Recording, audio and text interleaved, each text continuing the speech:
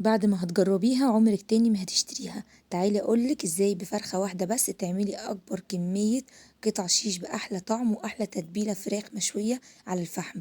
والتتبيلة كلها بتبقى في الخلاط، في ربع ساعة هتعمليها وهتكون جاهزة معاكي. وهنعمل مع بعض شوية رز بسمتي مفلفل ولا اروع من كده. زي ما انتوا شايفين قطع الفراخ جميلة قوي والريحة بتاعتها بتبقى جميلة قوي. زي ما انتوا شايفين الكمية قد ايه، بتبقى عاملة كمية كفي افراد كتير، وبتبقى سهله وبسيطه قوي، ما بتكملش منك دقايق.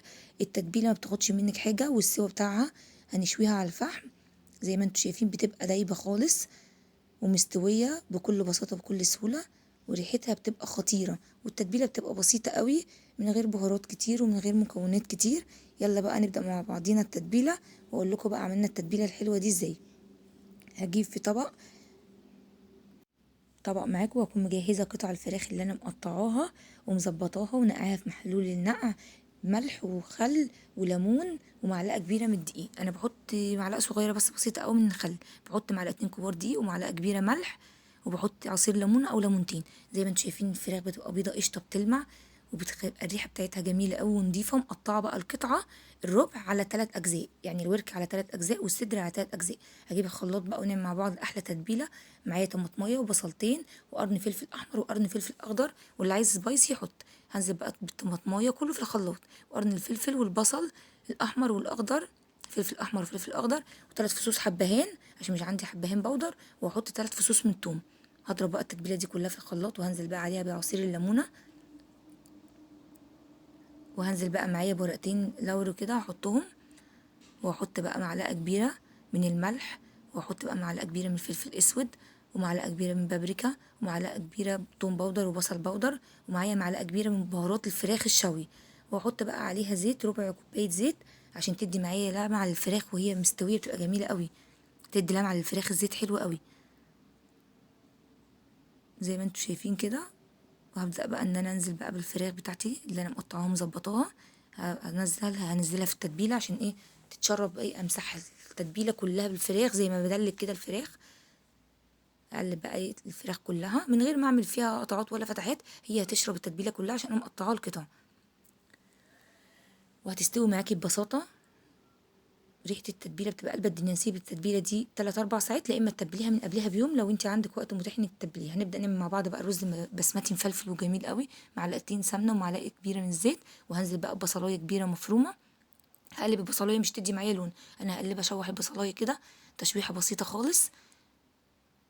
وهبدا بقى ان انا اجهز البهارات بتاعتي. هجيب معايا معلقه كبيره كركم، معلقه كبيره ملح، عود قرفه، واحده مرقه عشان مش متاح عندي شوربه، معلقه كبيره بهارات كبسه، ومعلقه كبيره من 7 بهارات، 3 فصوص حبهان.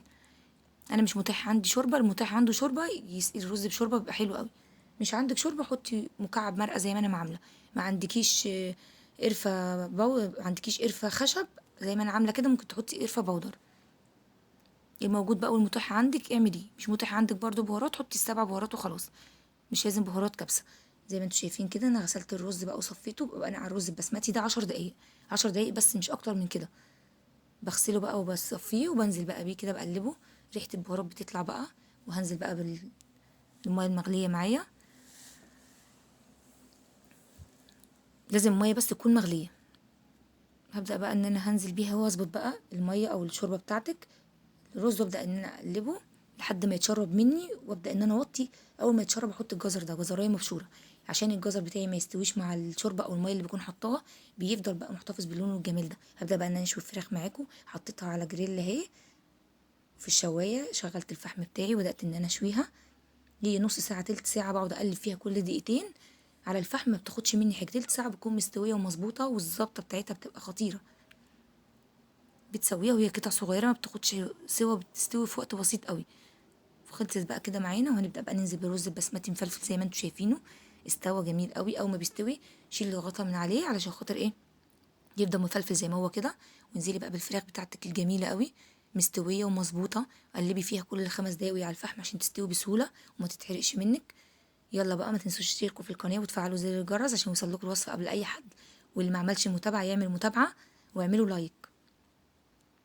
الفراخ مش هتاخد في ايدكم 10 دقايق، بتتجهز معاكم بسهوله وبتستوي بسرعه قوي، وبتبقى ريحتها قلب الدنيا. زي ما انتوا شايفين قطعة كمية كبيرة وبتبقى مستوية ودايبة قوي، وبقطعها القطع كتير بتكفي معاكي افراد كتير.